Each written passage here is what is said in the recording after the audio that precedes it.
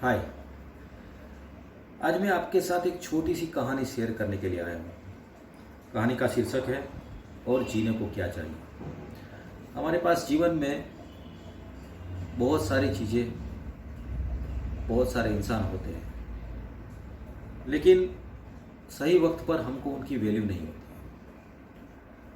तो इस कहानी के साथ जुड़े रहिए, अंत तक जरूर देखें।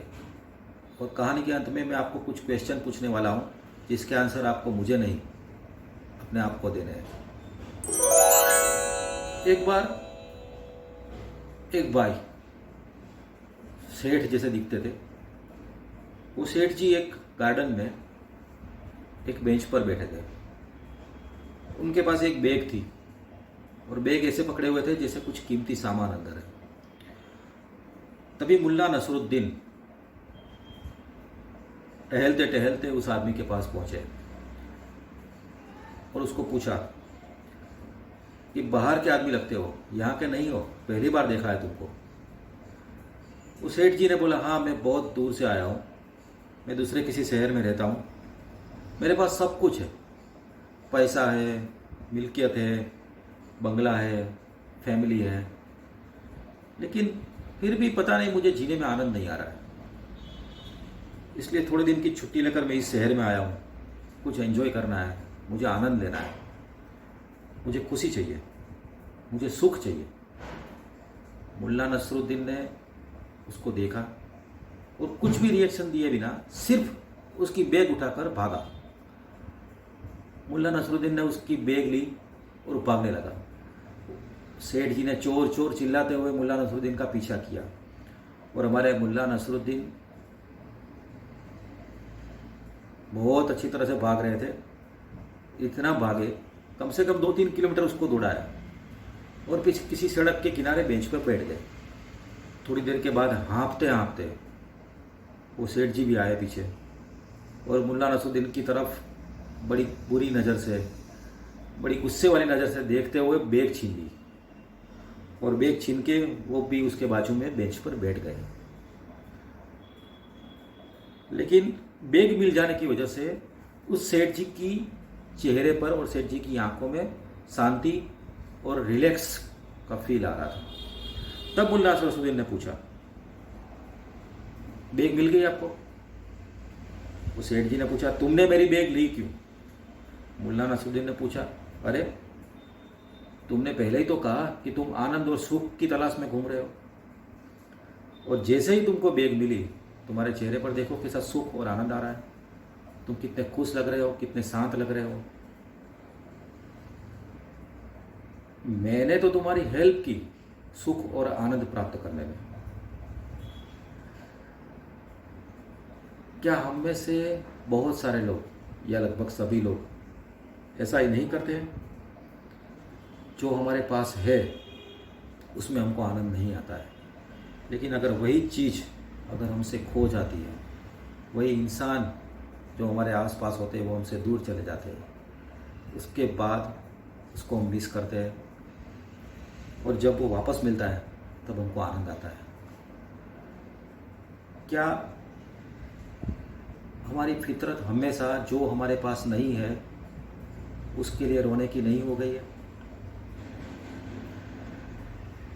आपने देखा है कि कभी कभी सड़क पर सोने वाले बच्चों को ठंड जब लग रही होती है तब उन्होंने अगर न्यूज़पेपर भी ओढ़ लिया तो उनको ठंड लगनी बंद हो जाती है और हम अपने बंगलोस में भी खुशी से नहीं रह पाते।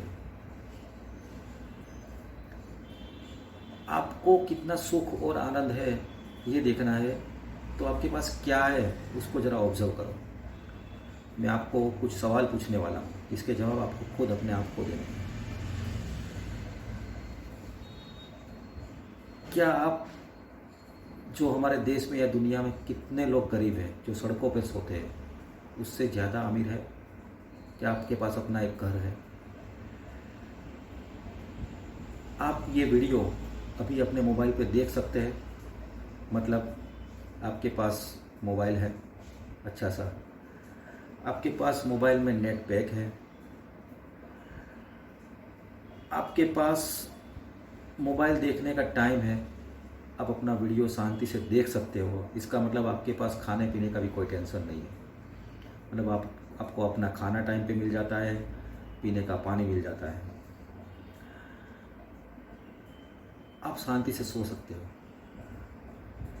क्या दुनिया में बहुत लोग ऐसे जिनके सोने के लिए घर नहीं है, जिनको सड़कों पे सोना पड़ता है, उनको कभी देखा है? और आप ये बातें सुन सकते हो, पढ़ सकते हो, इसका मतलब आप इतने तो पढ़े लिखे हो कि आपको ये सब मोबाइल वगैरह ऑपरेट करना भी आता है। आप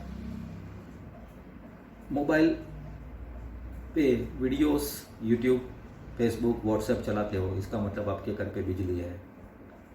आप देखिए आपके पास कितना कुछ है, कितना कुछ है। सोचिए और अपने आप को सवाल कीजिए कि और जीने को चाहिए क्या। आपने अगर ये वीडियो पूरा देख लिया और ये सब कुछ अगर आप समझ रहे हैं तो फिर छोड़िए कंप्लेंट्स,